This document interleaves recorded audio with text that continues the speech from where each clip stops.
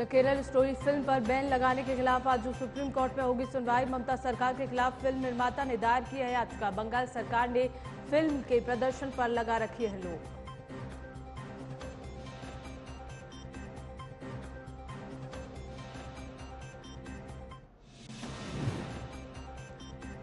Supreme court के फैसले पर उद्धव की प्रक्रिया, राज्यपाल की भूमिका पर खड़े किए सवाल। कहा असली शिवसेना मेरी ही रहेगी। राज्यपाल को सत्र बुलाने पर खड़े किए सवाल।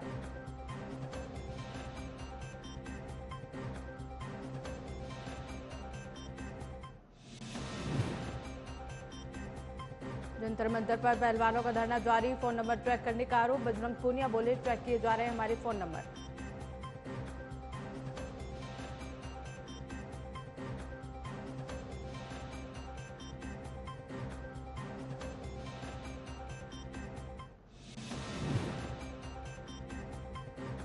बारहवीं का रिजल्ट, लड़कियों ने मारी बाजी। 87.33% छात्र हुए पास, जबकि लड़कियों का रिजल्ट 90.68% रहा।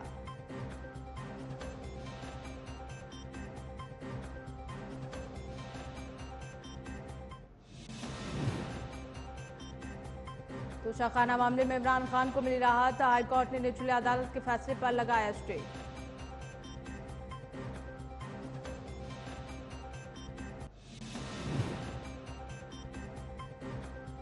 न्यूज वॉच इंडिया देख रहे हैं आप और मैं हूं आपके साथ पूनम तागर। इसी बीच बड़ी जानकारी का रुख कर लेते हैं। इस्लामाबाद हाईकोर्ट से इमरान खान को राहत। तोशाखाना केस में हाईकोर्ट ने स्टे लगा दिया है। निचली अदालत की कार्यवाही पर हाईकोर्ट ने रोक लगा दी है, तो हाईकोर्ट के बाहर सुरक्षा व्यवस्था बढ़ाई गई। इस्लामाबाद हाईकोर्ट के बाहर जमा हुए पीटीआई के कार्यकर्ता, तो निचली अदालत की कार्यवाही पर हाईकोर्ट ने रोक लगा दी। हाईकोर्ट के बाहर सुरक्षा व्यवस्था बढ़ा दी गई है। इस्लामाबाद हाईकोर्ट के बाहर पीटीआई के कार्यकर्ता जमा हो गए हैं। बड़ी जानकारी, पाकिस्तान से इस्लामाबाद हाईकोर्ट से इमरान खान को राहत। तोशाखाना केस में हाईकोर्ट ने स्टे लगा दिया। निचली अदालत की कार्रवाई पर हाईकोर्ट ने रोक लगा दी है। हाईकोर्ट के बाहर सुरक्षा व्यवस्था बढ़ा दी गई है। बता दें कि इस्लामाबाद हाईकोर्ट के बाहर जमा हुए पीटीआई कार्यकर्ता, लगातार पाकिस्तान में इमरान खान की गिरफ्तारी को लेकर हिंसा देखने को मिल रही थी। इसी बीच तोशाखाना केस में हाईकोर्ट ने स्टे लगा दिया। निचली अदालत की कार्रवाई पर हाईकोर्ट ने रोक लगा दिया। हाईकोर्ट के बाहर सुरक्षा व्यवस्था बढ़ा दी गई और हाईकोर्ट के बाहर तमाम पीटीआई के कार्यकर्ता इकट्ठा हुए हैं। तो इस्लामाबाद हाईकोर्ट से इमरान खान को बड़ी राहत। तोशाखाना केस में हाईकोर्ट ने स्टे लगा दिया। निचली अदालत की कार्रवाई पर हाईकोर्ट ने रोक लगा दी है। हाईकोर्ट के बाहर सुरक्षा व्यवस्था के कड़े इंतजाम भी किए गए हैं। इस्लामाबाद हाईकोर्ट के बाहर पीटीआई कार्यकर्ता जमा हो गए।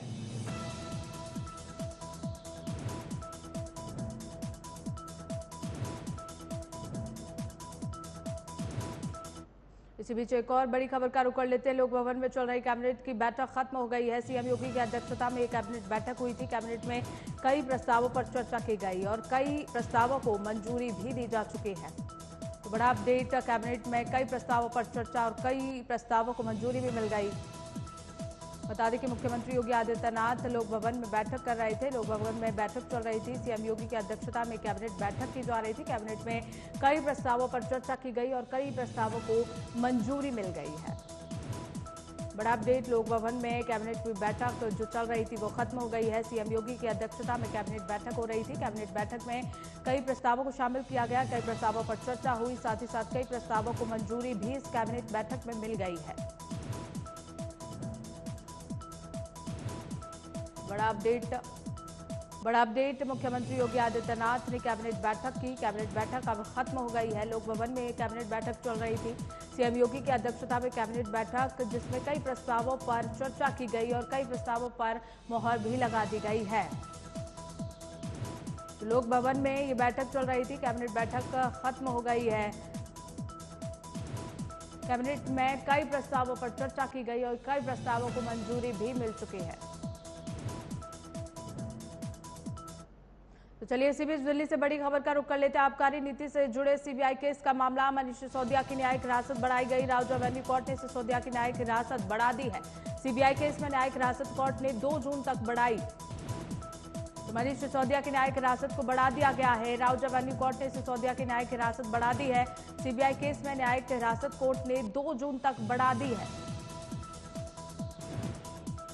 दिल्ली से बड़ी जानकारी, मनीष सिसोदिया जेल में बंद थे। आबकारी नीति से जुड़े सीबीआई केस का ये मामला, जहां मनीष सिसोदिया की मुश्किलें और ज्यादा बढ़ गई हैं। न्यायिक हिरासत उनकी बढ़ा दी गई है। राउजा एवेन्यू कोर्ट ने सिसोदिया की न्यायिक हिरासत 2 जून तक बढ़ा दी है। तो सीबीआई केस में न्यायिक हिरासत को बढ़ाया गया।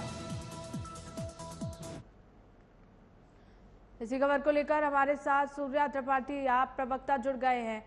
सूर्या जी, लगातार मुश्किलें बढ़ती जा रही हैं और अब 2 जून तक न्यायिक हिरासत को बढ़ा दिया गया है। हेलो जी, आवाज आ रही है? आवाज आ रही पूनम जी? जी बिल्कुल, आपकी आवाज पहुंच रही है। जिस तरह से लगातार आम आदमी की पार्टी जो है मुश्किलें जो बढ़ती जा रही हैं, अब मनीष सिसोदिया की न्यायिक हिरासत को 2 जून तक बढ़ा दिया गया है, क्या कहेंगे?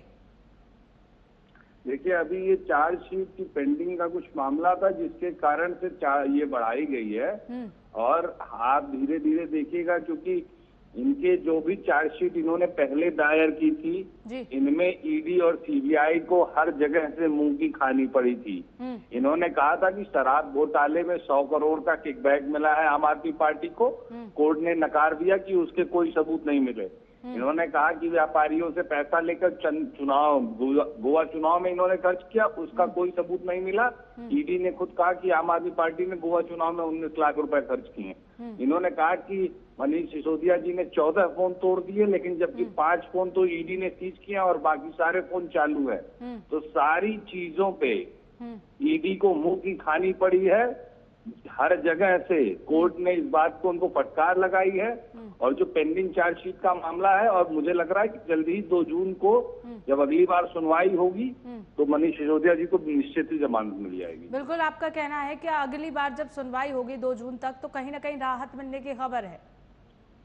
जी बिल्कुल, आप देखिए ना, ये इन्होंने ये फाइनल चार्जशीट अपनी ये प्रस्तुत कर देते हैं। इनकी सारी चीजों में इन्हें अपनी जांच करने में पता ही नहीं कितना समय लग रहा है, और ये बता भी नहीं पा रहा है कि इन्हें कितना टाइम लगेगा।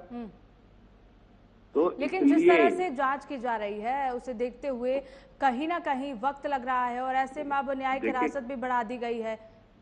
देखिए, जांच लग रहा है, जांच करने का जो तरीका इनका है, आपने देखा होगा जब इन्होंने मांगा था, कस्टडी मांगी थी, तो इन्होंने कहा हमको लोगों से पूछताछ करानी, हमसे इनसे सवाल पूछने हैं। जबकि इन्होंने 7 दिन में 15 सवाल पूछे थे, 2 लोगों से, 4 लोगों से उनको वो मिलवाया था।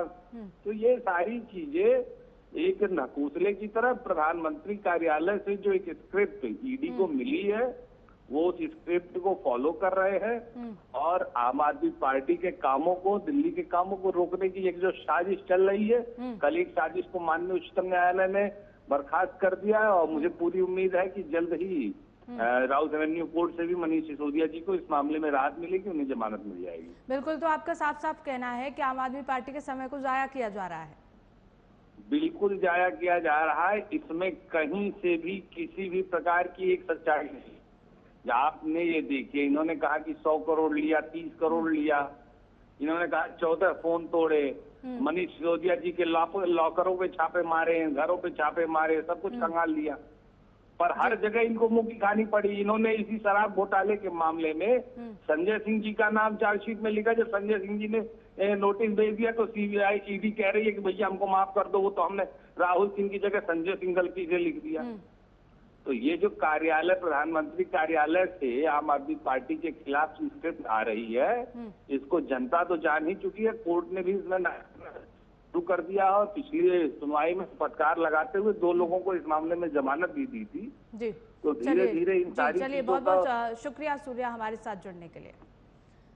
तो इसी बीच माफिया अतीक अहमद से जुड़ी बड़ी खबर का रुख कर लेते हैं। अतीक के राजदार वकील खान सौल हनीफ ने खोले राज। अतीक के विदेश में संपत्ति होने की जानकारी दी। अतीक अहमद ने दुबई में एक फ्लैट लिया है। सऊदी अरब में कारोबारी के जरिए बिजनेस में रुपए भी लगाए। तो बड़ा अपडेट अतीक को लेकर, अतीक के विदेश की संपत्ति के बारे में जानकारी। अतीक अहमद ने दुबई में फ्लैट लिया, सऊदी अरब में कारोबारी के जरिए बिजनेस में पैसे भी इन्वेस्ट किए। ये सारी जानकारी माफिया अतीक अहमद से जुड़ी बड़ी खबर अतीक के राजदार वकील खान सौल हनीफ ने दी है। अतीक के विदेश में संपत्ति होने की जानकारी भी उन्होंने दी। अतीक अहमद ने दुबई में एक फ्लैट लिया और साथ ही साथ सऊदी अरब में कारोबारी के जरिए बिजनेस में पैसे भी इन्वेस्ट किए। तो माफिया अतीक अहमद से जुड़ी बड़ी खबर जहां अतीक के राजदार वकील खानसौल हनीफ ने राज खोले हैं। अतीक की विदेश में संपत्ति होने की बात उन्होंने कही है। अतीक अहमद ने दुबई में एक फ्लैट भी लिया था और साथ ही साथ सऊदी अरब में कारोबारी के जरिए बिजनेस में पैसे भी इन्वेस्ट किए थे। इसी खबर को लेकर हमारे सहयोगी इरफान खान हमारे साथ जुड़ गए। आइए उनसे जान लेते हैं। इरफान, लगातार अतीक को लेकर बड़े बड़े खुलासे हर रोज देखने को मिल रहे हैं और अब ये नया खुलासा जहां अतीक की संपत्ति विदेशों में भी है। जी इरफान। जी बिल्कुल पूनम, बता दें कि माफिया अतीक अहमद के करीबी रहे खान दौलत हनीफ ने कस्टडी रिमांड में एक और सनसनीखेज खुलासा किया है। उसने बताया कि अतीक के आतंकी साम्राज्य में नाबालिग बेटा भी शामिल था। अतीक के चौथे नंबर का बेटा रुपए का लेन देन करता था। पुलिस वकील के बयान के सहारे नाबालिग बेटे पर भी कानूनी कंजा कर सकती है। और आपको सबसे बड़ी और अहम जानकारी ये भी दे दूं पूनम कि माफिया अतीक अहमद की काली कमाई के लेन देन में उसकी पत्नी शाइस्ता परवीन के साथ चौथे नंबर का नाबालिग बेटा भी शामिल रहा है।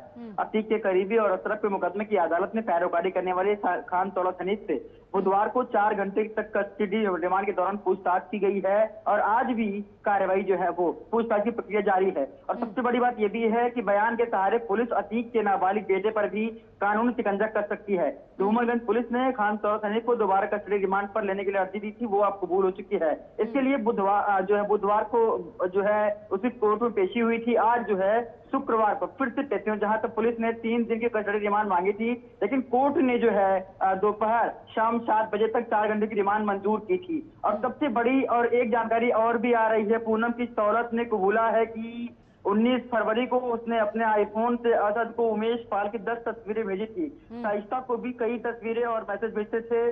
कुछ देर बाद इस चैट को अपने फोन से डिलीट भी कर दिया था। चौंकाने वाली बात यह भी है कि कई दस्तावेजी की तस्वीर शाइस्ता और असद के साथ साथ चौथे नंबर के नाबालिग बेटे को भी भेजी गई। जी पूनम। जी बिल्कुल इरफान, आज साथ ही साथ जानकारी ये भी है कि तीनों आरोपी जो अतीक और अशरफ के हत्यारे थे उन्हें कोर्ट में पेश किया जाएगा, क्योंकि आज उनकी न्यायिक हिरासत खत्म हो रही है और ऐसे में उन्हें कोर्ट में पेश करने जा रहे हैं। क्या अपडेट है इसे लेकर? जी बिल्कुल, आपको बता दूं कि 15 अप्रैल की रात शूटरों ने कालबिन अस्पताल में अतीक अहमद और उसके भाई अशरफ की गोली मारकर हत्या कर दी थी। पुलिस ने तीनों को मौके से दबोच लिया था। पूछताछ में पता चला कि लवलेश के साथी सहित जो है गिरसान और एक कंट्री मेड पिस्टल बरामद हुई थी। इंस्पेक्टर धूमनगंज राजेश मौर्य की तहरीर पर शाहगंज थाने में तीनों के खिलाफ हत्या का केस भी दर्ज है। अब जो है लगातार पुलिस जो है तीनों हत्यारों से पूछताछ कर रही है कि आखिर उन तक वो जो है ये वेपन से वो किसने पहुंचाई थी। इसकी पुलिस लगातार खोजबीन और तलाश जारी की। बिल्कुल, जिस तरह से वकील ने ये खुलासा किया, इसके साथ साथ और क्या क्या खुलासे वकील सौलत ने किए हैं? जी बिल्कुल, बता दें कि पुलिस सूत्रों के मुताबिक सौलत ने यह भी बताया है कि इसमें एक अपडेट ये भी आ रही है कि वह अतीक के बताए गए स्थानों पर जाकर अलग अलग लोगों से रुपए लाकर शाइस्ता तक पहुंचाता था। लेन देन का यह काम अतीक का सबसे वफादार नौकर राकेश उर्फ नाबेश भी करता था, लेकिन उससे छोटी रकम के मामले में ही भेजा जाता था। और सबसे एक बड़ी बात ये भी आ रही है कि दावा है कि उमर व अली के जेल जाने के बाद असद के बागडोर अपने हाथ में ले ली थी और अवैध वसूली आदि का धंधा खुद देखने लगा था। रुपए के लेन देन में नाबालिग बेटा भी पूरी दिलचस्पी लेता था। दौलत ने कुछ स्क्रीनशॉट भी उपलब्ध कराए हैं पुलिस को, जो शाइस्ता और अहजम से रुपए के लेन देन के संबंधी में की गई चैट से संबंधित है। जी पूनम। जी चलिए, बहुत बहुत शुक्रिया इरफान हमारे साथ जुड़ने के लिए। खबरों में आगे बढ़ेंगे। महिला पहलवानों से यौन शोषण के आरोपी भारतीय कुश्ती महासंघ के अध्यक्ष ब्रजभूषण शरण सिंह दिल्ली पुलिस के सामने पेश हुए। दिल्ली पुलिस ने ब्रजभूषण का बयान दर्ज किया है, इसके साथ ही उनसे कुछ दस्तावेज भी मांगे हैं। ब्रजभूषण शरण सिंह ने पुलिस के सामने दिए बयान में अपने ऊपर लगे आरोपों को नकार दिया है। ब्रजभूषण शरण सिंह ने दिल्ली पुलिस की एसआईटी के सामने अपना बयान दर्ज कराया है। दिल्ली पुलिस ने महिला पहलवान के आरोपों की जांच के लिए 6 सदस्यीय विशेष जांच टीम का गठन किया है। ब्रजभूषण शरण सिंह के अलावा भारतीय कुश्ती महासंघ के असिस्टेंट सेक्रेटरी विनोद तोमर के भी बयान दर्ज किए गए हैं। महिला की शिकायत पर दर्ज दिल्ली पुलिस की एफआईआर में विनोद तोमर भी आरोपी हैं। भारतीय कुश्ती महासंघ के अध्यक्ष और बीजेपी सांसद शरण सिंह के खिलाफ 7 महिला पहलवानों ने यौन शोषण का आरोप लगाया है। इन पहलवानों की शिकायत पर दिल्ली के कनॉट प्लेस थाने में ब्रजभूषण शरण सिंह के खिलाफ मुकदमा लिखा गया है। पीड़ितों में एक नाबालिग भी शामिल है।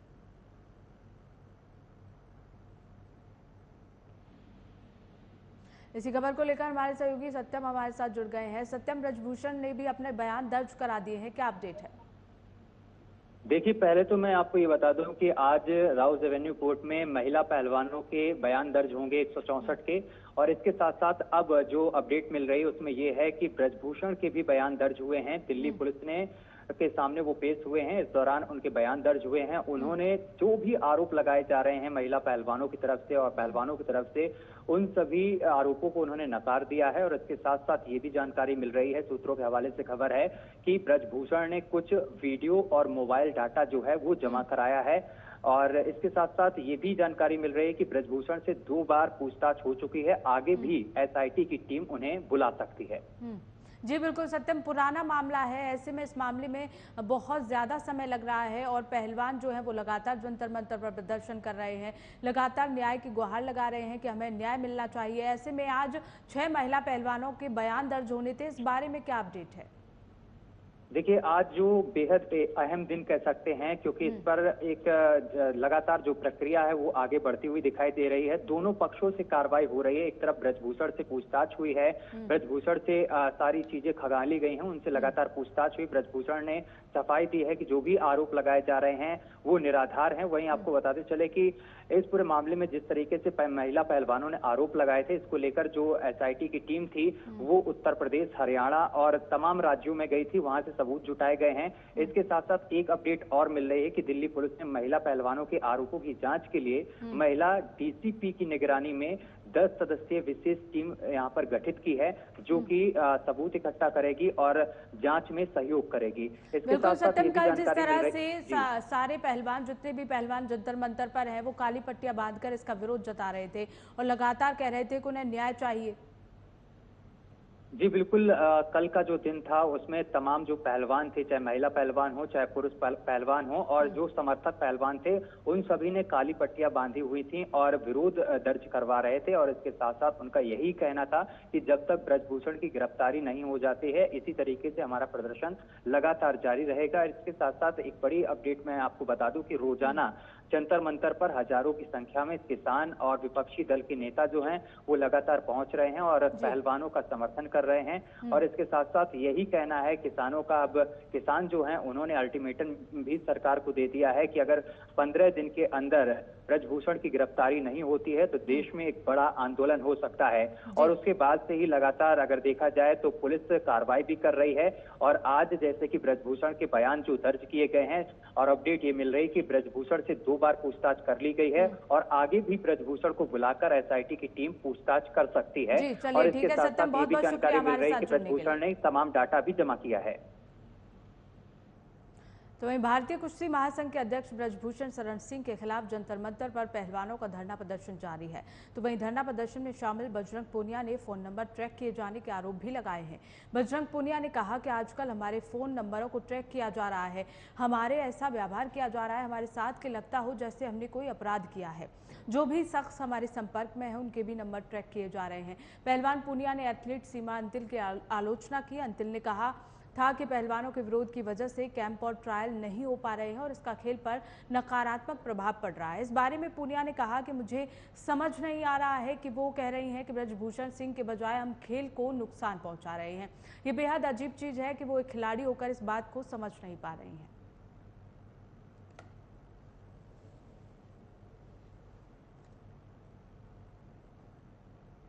खबरों में आगे बढ़ेंगे। शिवसेना उद्धव गुट के नेता और महाराष्ट्र के पूर्व सीएम उद्धव ठाकरे ने सुप्रीम कोर्ट के फैसले पर प्रतिक्रिया दी है। उन्होंने सुप्रीम कोर्ट के फैसले का स्वागत करते हुए कहा कि तत्कालीन राज्यपाल को सत्र बुलाने का अधिकार नहीं था।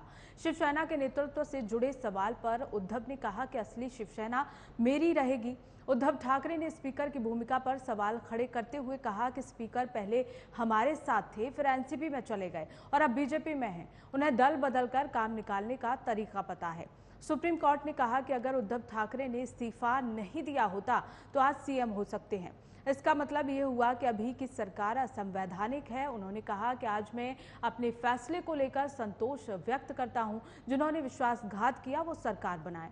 मैं ऐसी स्थिति में सीएम नहीं बने रहना चाहता था और नैतिकता की वजह से इस्तीफा दिया था। उन्होंने कहा कि एकनाथ शिंदे को नैतिकता के आधार पर इस्तीफा देना चाहिए।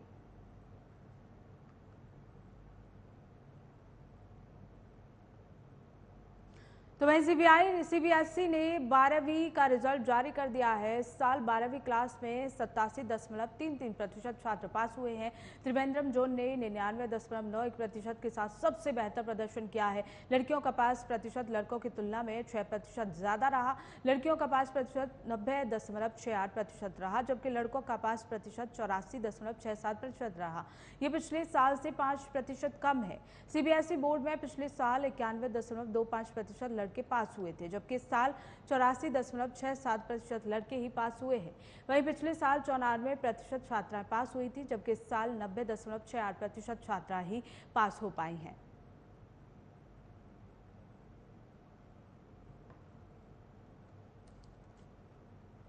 इसी बीच आगरा से ब्रेकिंग न्यूज का रुख कर लेते हैं। पैराशूट जंपिंग के दौरान हादसे का मामला, घायल कमांडो की इलाज के दौरान मौत हो गई। कमांडो अंकुश शर्मा की मिलिट्री हॉस्पिटल में हुई मौत। ड्रॉप जोन से 2 किलोमीटर दूर पैराशूट हाईटेंशन लाइन में उलझा हुआ था। जम्मू कश्मीर में तैनात था कमांडो अंकुश शर्मा। किसानों ने वायुसेना और स्थानीय पुलिस को इसकी सूचना दी। आगरा के मलपुरा थाना क्षेत्र का ये पूरा मामला बताया जा रहा है। तो किसानों ने वायुसेना और स्थानीय पुलिस को इसकी सूचना दी। आगरा के मलपुरा थाना क्षेत्र की ये घटना, जहां पैराशूट जंपिंग के दौरान हादसे का मामला, घायल कमांडो की इलाज के दौरान मौत हो गई। कमांडो अंकुश शर्मा की मिलिट्री हॉस्पिटल में मौत हुई। इसी बीच गाजियाबाद से रुक कर लेते ब्रेकिंग न्यूज का। लॉनी इंटर कॉलेज पर 2 पक्षों में हुई भिड़ंत। वार्ड संख्या 35 के मतदान केंद्र पर फर्जी मतदान, पत्रकारों को जान से मारने की धमकी दी गई, कोशिश की गई। प्रशासन ने समय पर पहुंचकर पत्रकार की जान बचाई। मौके पर पहुंचे लॉनी विधायक नंद किशोर गुर्जर। तस्वीरें गाजियाबाद की, जहां प्रशासन ने समय पर पत्रकार की जान बचाई। मौके पर पहुंचे लॉनी विधायक नंद किशोर गुर्जर ने भी मामले को शांत कराने की कोशिश की। तो गाजियाबाद में लॉनी इंटर कॉलेज पर 2 पक्षों में भिड़ंत हो गई। वार्ड संख्या 35 के मतदान केंद्र पर फर्जी मतदान को लेकर आपस में मारपीट, पत्रकार को जान से मारने की कोशिश भी की गई।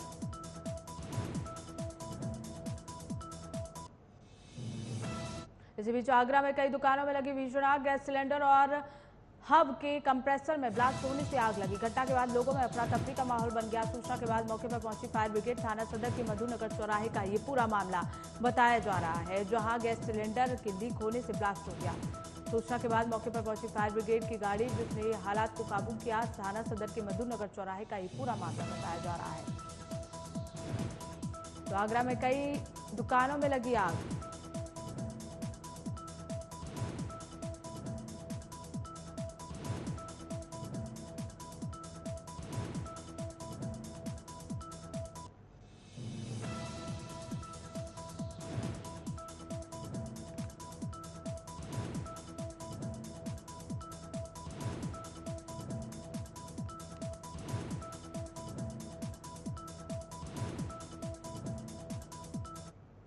तो वहीं गोरखपुर में 4 मई को नगर निकाय चुनाव का मतदान है। शांतिपूर्वक कराने के बाद अब जिला निर्वाचन विभाग मतगणना की तैयारियों में जुट गया है। गोरखपुर यूनिवर्सिटी में बने स्ट्रांग रूम में जहां ईवीएम और मतपेटिका सुरक्षा के बीच पुख्ता इंतजाम किए गए। प्रशासन का कहना है कि काउंटिंग शुरू होने के 6 घंटे के अंदर ही मेयर और पार्षद के मतों की गिनती पूरी हो जाएगी।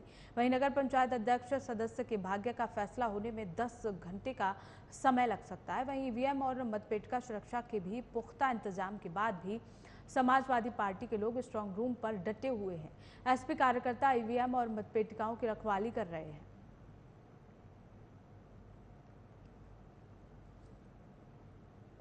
टोटल 40 टेबल लगाई गई हैं। 40 टेबल मेयर पद के लिए और 40 टेबल पार्षद पद के लिए। एक समय में, मतलब एक चरण में सुबह 8 बजे जो चरण प्रारंभ होगा उसमें 40 वार्डों की मतगणना प्रारंभ होगी और दूसरा चरण 11 बजे से प्रारंभ होगा। इस शर्त के साथ कि पहले चरण की टेबल समाप्त हो गई है, तो मेरा अनुमान है कि लगभग 2 से 3 बजे तक मतगणना सकुशल संपन्न हो जाएगी।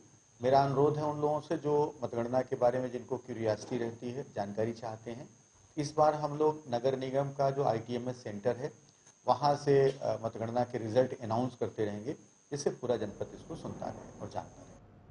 तो वहीं सहारनपुर के मल्लीपुर रोड स्थित JV जैन डिग्री कॉलेज में लॉ की परीक्षा चल रही थी। परीक्षा केंद्र के अंदर ही 2 छात्रों में किसी बात को लेकर कहासुनी हो गई और देखते ही देखते दोनों में मारपीट होने लगी, जिसका वीडियो सोशल मीडिया पर जमकर वायरल हो रहा है। जैन कॉलेज प्रशासन का कहना है कि पूरे घटनाक्रम की जांच की जा रही है, उसके बाद ही दोषी छात्रों पर कार्रवाई की जाएगी।